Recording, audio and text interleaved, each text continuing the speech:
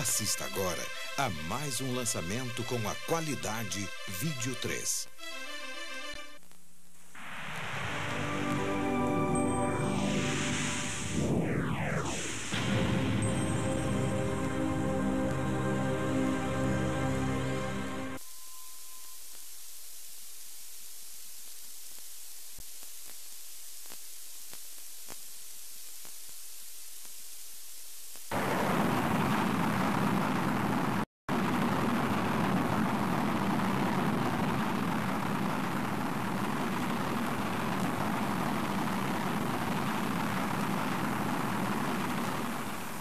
It seems to me quite clear that a humanoid civilization will very likely try to find other humanoid civilizations in the Milky Way, if we just take the Milky Way as our place for travel. I'm not talking about extragalactic civilization now. The possibility of finding humanoid civilizations would always be of interest. Just like our astronauts, if we send them away in the search for life, will very likely try to find life which is a kind which is similar. If an astronaut has a chance to visit a planet where there's plant life or insect life, or another planet where there's humanoid life, he very likely will travel to the planet where there is humanoid life. And so it should not surprise us that the extraterrestrial visitors are always described as being humanoid. The following sequence of photographs and film was taken by the astronauts. While in space, they had many encounters with UFOs that are now being revealed for the first time after decades of secrecy. On the Gemini 4 spaceflight on June 3, 1966, astronaut James McDivitt took a photograph of this cylindrical object. On the mission of Gemini 7, astronaut Frank Borman reported seeing these two objects flying in formation. On the Mercury 1 mission on February 20, 1962, John Glenn took this picture of two glowing objects. On the Gemini 11 mission, September 13, 1966, Pete Conrad and Richard Gordon observed a cluster of UFOs alongside their craft. They described them as large and very bright. During the Apollo 11 mission in July 1969, Neil Armstrong and Buzz Aldrin saw these two UFOs, which were in orbit around the moon. The astronauts filmed the extraordinary glowing objects from the Apollo 11 spacecraft and reported to Johnson Space Center in Houston, Texas, that the UFOs even accompanied them to the moon. Many astronauts made their own private films while on space missions. This film, shot by James McDivitt in a long sequence, shows the remarkable aerobatic ability of UFOs. The astronauts faced UFOs so regularly that they became part of their everyday life. Because of restrictions, however, they were unable to describe their encounters to the public. One of the first to break the silence is former astronaut Brian O'Leary, a professor of physics and an astronomer from Princeton University, who comes forward for the first time to speak of the reality of visitation from out of this world. What I do know from my own experience and from scientific investigations and experiments is that UFO phenomena and a range of other events are part of our reality, as incredible as they may seem. Jetzt war es dann endlich soweit. Der erste Mann war auf dem Mond gelandet. That's one small step for man,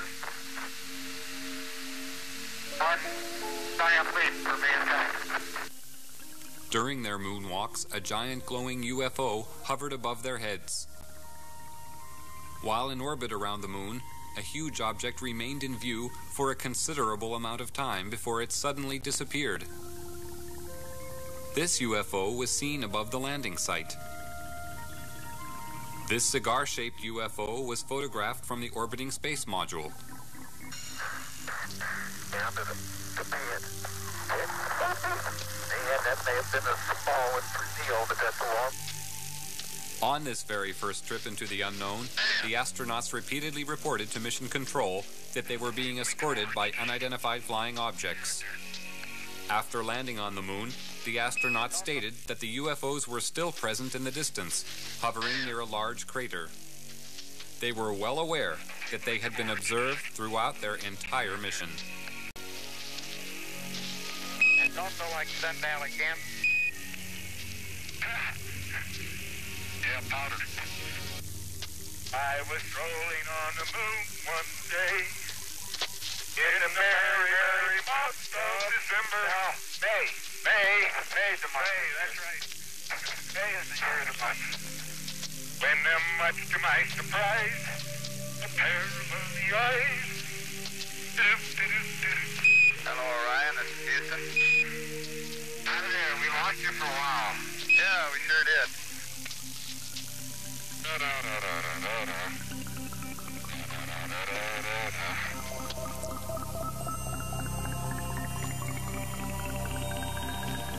The momentous leap to the moon led to the dawning of the space age. Space travel opened up endless opportunities for mankind to explore new frontiers.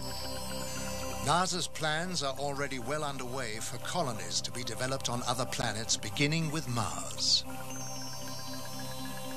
Space offers unlimited growth. You cannot force any living form to stop growing. People need to grow, and they need to have more elbow room and new frontiers. And the opening of space provides that.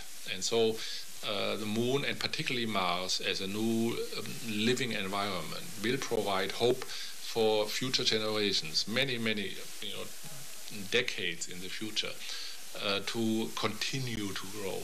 If we don't do that, Earth remains closed, and we would have to stop growing totally, entirely. Otherwise, we would destroy ourselves and the environment.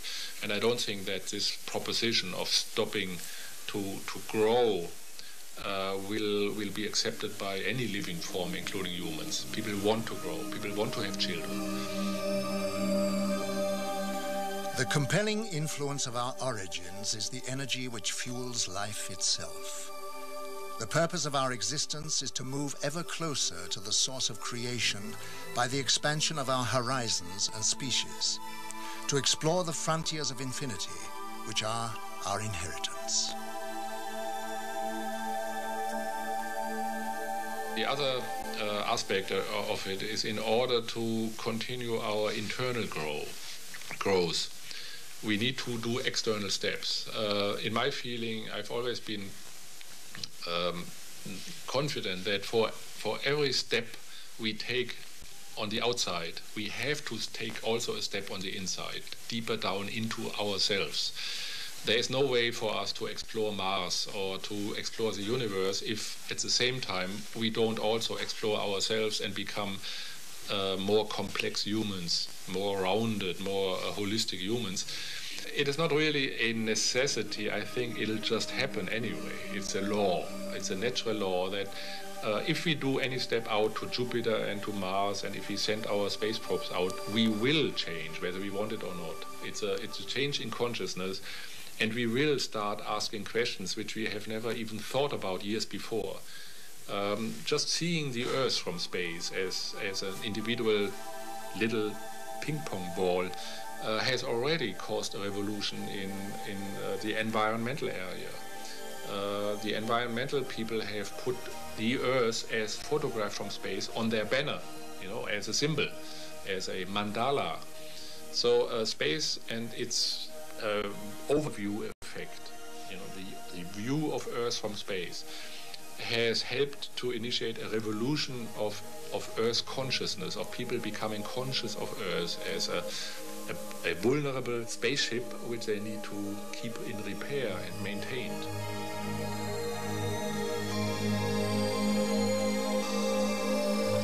Here now some astronauts' impressions of their first view of Earth from space.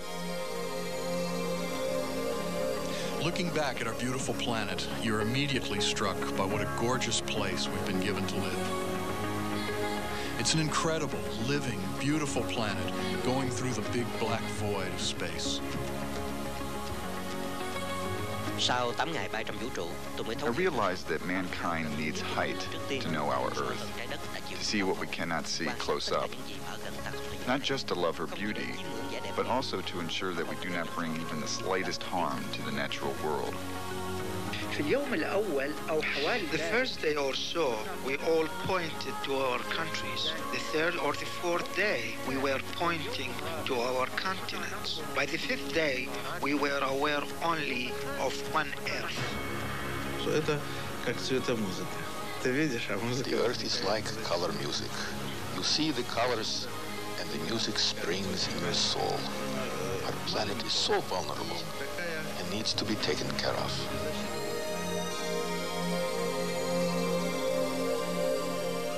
Yet another astronaut said, "In this complete silence of space, questions from the deepest inside arise. Where is my place in all this? What do I mean when I say I?"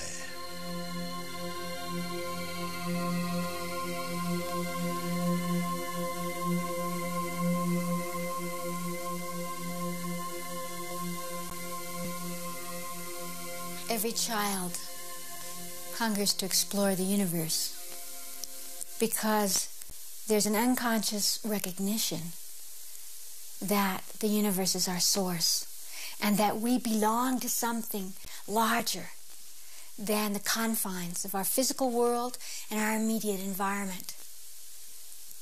Every being born looks up at the stars at night and wonders if there's something out there that can be contacted, that can help us to understand the mystery of life, even the purpose of our own existence.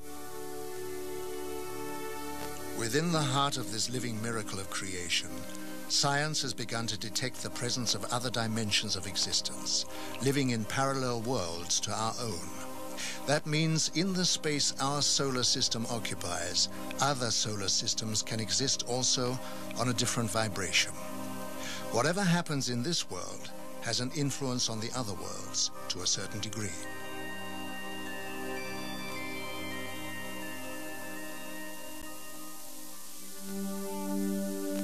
Your inability to imagine the concept of our technology restricts your understanding of intergalactic travel. Movement through time and space is a natural result of our scientific achievement. The existence of parallel worlds with one race living in the same space as another is not yet fully understood on Earth. Our craft move from dimension to dimension by altering our state of molecular vibration and merging with the new one. This action gives the impression that we suddenly appear or disappear from your sky. Speed is of no significance in space travel. All movement is achieved by molecular interchange. When we come from other dimensions, we materialize and become visible to you. We sometimes do this to make mankind slowly aware that he is not alone. You see many of our smaller craft in the lower atmosphere, but these come from much larger motherships of many sizes which are stationed around the Earth.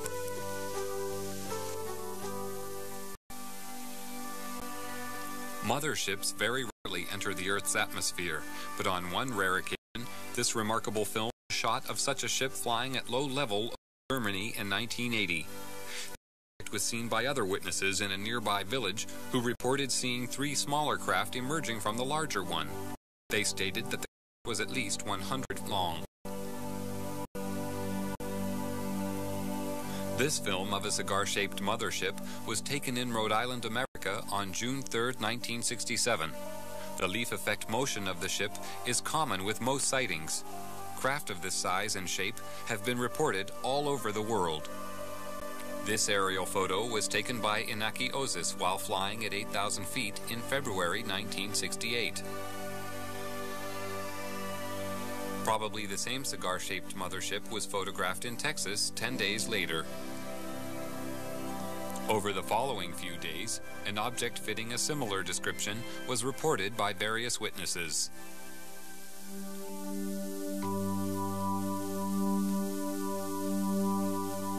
Life aboard our motherships is ruled by a mixture of self-discipline, love of each other, and the merging of all spirits into one. Every need is catered for in respect of rest, recreation, and meditation of the soul. Illness does not prevail, but analyzation and anecdotal equipment is always ready in case of unexpected or unknown space microbes attacking the craft or our bodies. Our food is comprised of a rotation of the many choices available on our own planet, but does not include the flesh of other life forms. We do occasionally take the fruit of certain organic trees and shrubs found on other planets, but only when they are known to be totally safe and pollution-free. Our water on the craft is produced by cosmic conversion. All byproducts are disposed of by the disintegration of the composite molecules. The psychological spirit of each of us is at one with the elements which surround us, and when we are at one with our universe, we are at peace. My personal views on UFOs are that these are alien-piloted vehicles. When I say alien, I mean alien to anything we know. That possibly they come from other worlds, but I think it's highly likely also that they come from other dimensions, other time spheres, and that there isn't one type of alien coming here. There are probably many of them, all from different areas. When people report these things, we get such a variety of things reported, so many shapes, so many forms, and this appears to cause the confusion because there is such a variety of these things. But really speaking, if these things are visiting us from a whole host of different areas, one would expect them to be different forms, different machines, and I think this person is the answer to it.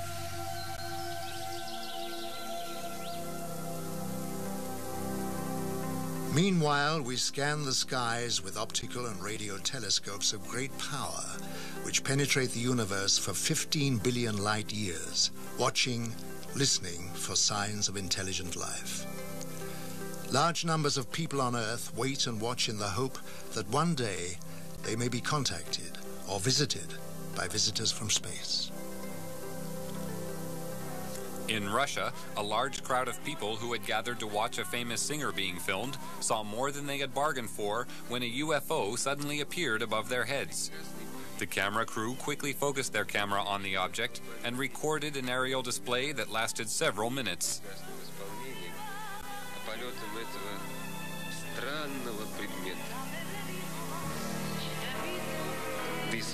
The crowd found this more intriguing than the singer. Even she eventually stopped singing to watch the UFO. Numerous UFOs are seen over Russia regularly. These balls of light are identical to those reported in Belgium and the rest of Europe in 1990, which attracted extensive attention on top military and civilian levels.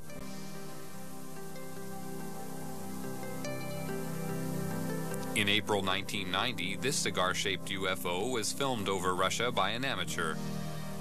These flying objects are now acknowledged by the Russian military as being alien flying machines. The nucleus, the authentic nucleus of the UFO phenomenon must be our research field, and that is certainly worthwhile. However, skeptics may talk about the UFO phenomenon, whether they call people who have encountered psychopaths or even scientists who concern themselves with UFOs as cranks, we simply have to accept, if we inform ourselves, that there's a small percentage of absolute authentic cases which represent the UFO phenomenon. And we must continue to investigate this nucleus. It will be worthwhile. When I first saw my UFO, I always quote my UFO now, you've got to bear in mind I was dealing with something like this with the clinical mind of a policeman. So my immediate reaction was, well, what makes a thing like this tick? How does it go? How can you get an enormous machine like this which doesn't make sound? Why does it look so beautiful? Why did I see it? Why was it there? There's so many whys. And I knew I had to find out answers to these things. It was very, very difficult. There was no easy way of finding an answer to something like this. But it seemed to me that things naturally came my way. I started to receive reports from people as it became known I was interested in this subject. And then I had so many other incidents following this of close encounters. It was quite amazing, really, because these things seemed to know where I was, even when I wasn't on the initial hillsides where I found them. I had occasions when I would be driving down a country road, then suddenly one of these things would be in the sky, flying alongside me very close. And it was almost a cat and mouse game. And I had nothing but no fear, never any fear, because there was never anything directed towards me which would indicate there was any hostility. And so I got a sort of affection for them. I had to keep thinking, what kind of technicians put something like this together? Because it was such an amazing thing. But I knew that this thing was not from here. For the past 45 years, people from every country have reported seeing UFOs. The descriptions of these objects have been all too similar, despite the fact that the witnesses live thousands of miles apart. Witnesses include astronauts, pilots, scientists, and police. Even presidents of the United States. Jimmy Carter and Ronald Reagan have spoken openly about their seeing UFOs. Since 1945, an estimated 5 million UFO sightings have been reported from across the world. Most sightings are of singular objects, although many are of 2 or 3. In some cases, large formations have been spotted. The greatest number of UFOs usually appear after 9 p.m. Although a large percentage of these sightings can be explained as natural phenomena, many cannot. Thousands of people are asking questions. What are these UFOs? Where do they come from? Why can't I see one? Why are they here? And more people want to communicate with the extraterrestrials, to learn more about them, get to know them, to understand. And we must continue to investigate this nucleus. It will be worthwhile to take up communication with extraterrestrial intelligences. May one day be not only a rewarding element in our lives, but it may guarantee our survival.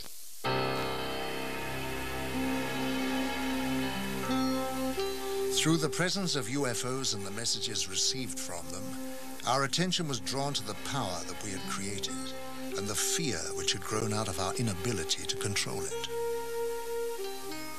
There have been so many and increasingly frequent communications between ourselves and the extraterrestrials or civilizations from other dimensions, other galaxies, other planets. Most of those communications have had but one theme. We are here to help you. You are at a critical point in your evolution. If you abuse the laws of the cosmos by shattering the source of life, by shattering the atom, by directing its effect in a destructive way, you will be influencing the medium of all of the rest of the cosmic neighbors, and we cannot allow that to take place.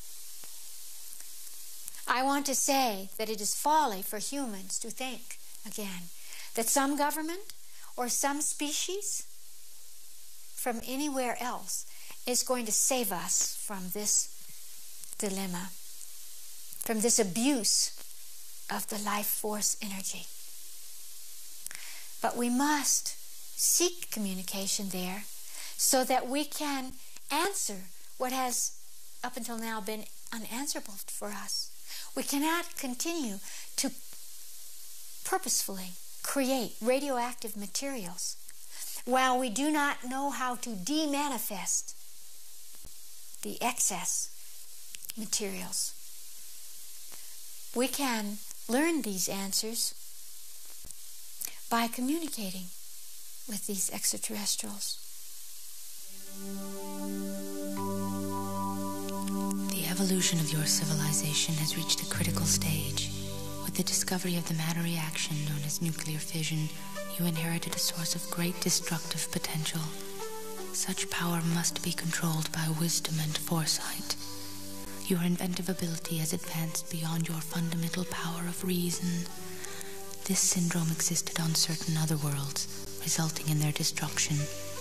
This guidance is given to you in order that you may realize that energy is your friend, but must be kept under control. Otherwise, it will be your enemy. There are people among you who are realizing new concepts of science which would solve the Earth's problems. This technology is in harmony with nature, and therefore could only serve your needs in a positive way, never creating problems or causing harm. Each of you interacts with the cosmos.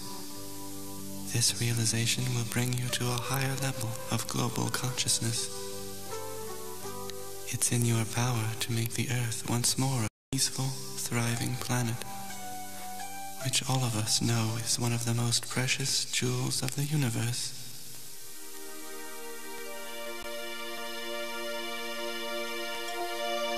Other civilizations are trying to convince us that technology has a more meaningful purpose when used for the good of all. We have reached a point when we need to ask ourselves whether we want to live in a world where the use of destructive technology is dictating the development of our Earth. If we ask, what does the technology that goes on in the regular world today, what does it really try to do in science? Basically, it's trying to develop tools that are more and more powerful, they're smaller and smaller, they're cheaper and cheaper, and easier to build. If you extend that to the limit, where does that go? Where does that lead you? It leads you to this situation. The tools become so powerful that if they're used as weapons, they could destroy the whole Earth. They become so that one person might hold one of these that would destroy the Earth in both hands. It'd be that small. They become cheap enough that maybe it cost only $3,000, and where a great number of citizens could readily afford that. Instead of buying a new car, they buy 3 or 4 of these.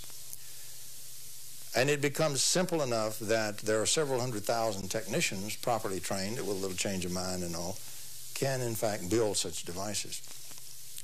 We are beginning to approach that area, beginning to arrive at that area now. We can make real progress in resolving or lowering or decreasing man's inhumanity to his fellow man and the great hostility of weaponry and so forth in the world today. And unless we do that, we simply will not survive our own technology. The power of our tools will be turned against us by other people who are inhumane, and we will destroy each other. Man decides for himself. The alien visitors have achieved a high understanding of the forces of nature and harmonize with the many variations of the 4 elements, their creative energy, and their higher dimensions. We are now beginning to realize that this vast knowledge of the cosmos must be the basis of our new science. Life is abundant in the cosmos in the approach that I'm taking. For example, in quantum mechanics, the modern view of the vacuum is that inside what we normally think is emptiness, there is continually appearing a little particle, a little form, a little group of particles, and then these almost instantly disappear, so fast that they can't be independently caught and measured. But they're very real. We have experiments which show they really do exist that fashion. And they continually appear and disappear all of the time at an incredible rate. And any kind of form that you might wish to name appears every so often in that. Any kind of living being, any kind of a material molecule or an atom of gold or an automobile or anything you might name, a living being, a living animal, appears in there with a certain occurrence, a certain frequency. And so what we have then is these things called ghost forms. And if we really look at that, it's an area that most quantum physicists are very, very uncomfortable with. But nonetheless, it is real. And so if we look at that, we have to then speak of the density of reality, how dense a thing is in the overall plan. And when we say something is observable or real and physical, what we really mean is it's very, very dense compared to these ghost forms. But the ghost forms are real. And theoretically, if you add energy to that form so that they acquire more energy, you could materialize any form whatsoever. And we wind up by pointing out that in space-time, the time portion of it, thought and mind and spirit exist in time as well as the matter. And so there is at least one common dimension, if we treat that as a dimension, the time dimension. And the ghost forms that are even thought forms, therefore also can theoretically be materialized, gathered sufficient energy.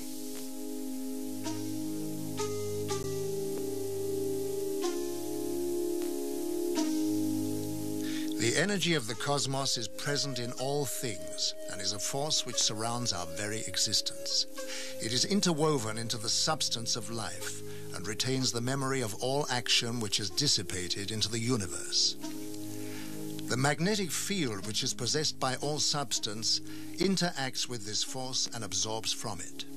Consequently, the unknown evolutionary changes taking place in one area can be linked to another distant area without any physical contact.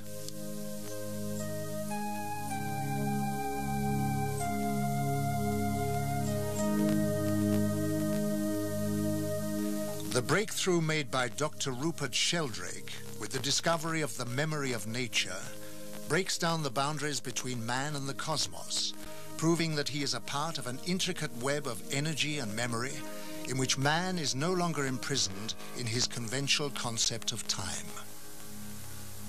Well, I think Sheldrake's research, for example, is very significant. He has simply labeled this the morphogenetic field, a field that generates a force gradually over a very long period of time. It accumulates an antidote for what's wrong with a species, for example, or any system, for example. Take the basic idea. The parts of any system, even though they were separated in space, if they're connected by quantum potential, they act together as if they were partially connected back to a same local system and not separated at all. And so I think it's very exciting in its implications for physics, because we're talking about here a physics which is an entire order of magnitude deeper and more fundamental than the present physics we have. And as long as you cannot escape from the morphogenetic field, it is a spur which will drive physicists to look for the actual mechanism that causes that to happen. And when they really get that, and get that accepted, and get that where they learn to work with it, they will have a new physics, a more fundamental physics that can be used to better everybody's life. That's the significance of Rupert Sheldrake's work. We are linked to a consciousness of the universe through each action and each thought. This creates a force that governs our evolution beyond time and space. Consciousness is unlimited. We have many, many levels of awareness or consciousness. For example, we can think, and that's one kind of consciousness. And we can feel emotionally, and that's another. Beyond that is a consciousness that extends out from our physical body. Our awareness, our spark of life that we carry throughout our lives does not end when the body ends, nor is it entrapped in the body.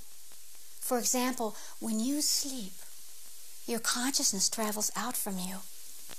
When you love, when you are connected to people in your family, or even perhaps people on the other side of the world, your consciousness extends out from the physical realm and perceives We have a system in the brain. It's called the reticular activating system of the brain. And when we experience something new, it records that. It records all of the responses and reactions that our parents have to the outside world when we're children. We also record what happens to us in our dreams. When some level of our body, we call it the astral body, which is very similar to the physical one, but it's made up of the electromagnetic energies of the body, travels out from us into other dimensions, into other octaves, and brings back information. Often we call this telepathic information. We don't know why we know something, but in fact the brain is simply recording what is accessing out there in the invisible worlds. This is a powerful part of human potential. It belongs to each one of us. Every child has it. If you think about it, you will know that sometimes you feel and recognize things that come from beyond the limitation of your physical body. And this is your universal consciousness that travels with you even beyond the death of your human vehicle.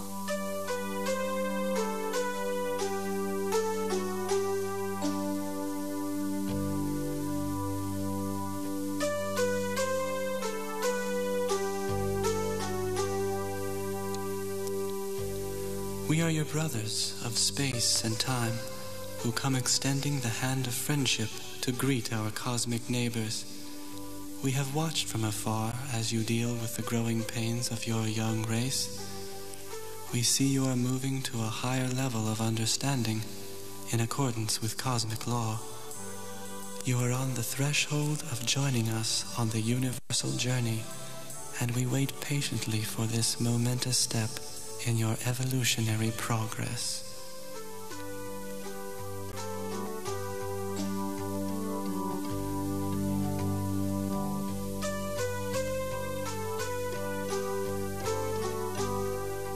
For me, it would be the height of human separation to conclude that we are alone in this vast, vast galaxy, in these infinite universes that surround us.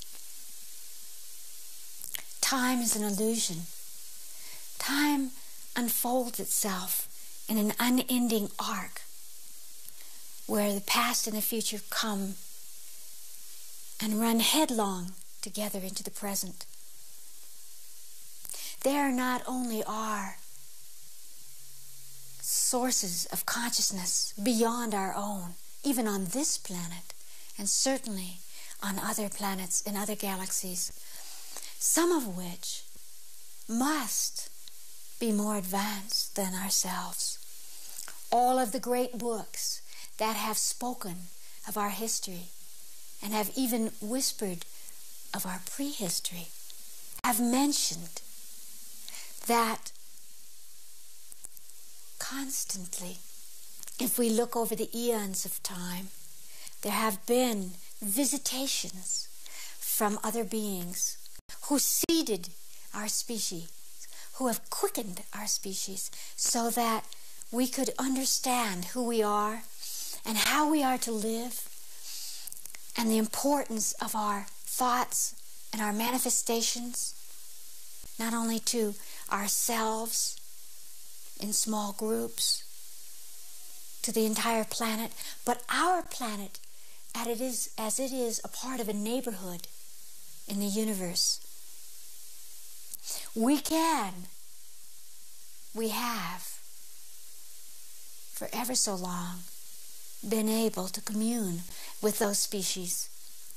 We have an opportunity now to actively call forth a relationship with them and embrace what they can offer us, what they can teach us, not only about the laws of matter and manifestation, invisible worlds as they move into visible worlds. Understanding about radiation, our place in the universe. But we as well have something to offer them, because the human experience is unique. This is what we call the planet of the heart. We have an emotional body. We have a divine spiritual connection to each other that whispers about the source of life, the life force energy itself. Because of this unique energy that comes from us, this emotional, spiritual energy, we attract to this part of the galaxy many, many civilizations and unique species who are coming to extract what we have learned about the expression of the life force energy. We are only one of infinite species, expressions of life. And the more we extend our consciousness, the more we can embrace others. Even the more we can mutate or cause the evolution of our own species onto an octave that is more successful, not only in surviving on this small planet, but perhaps even in the very near future, surviving as guests of other planets, other galaxies.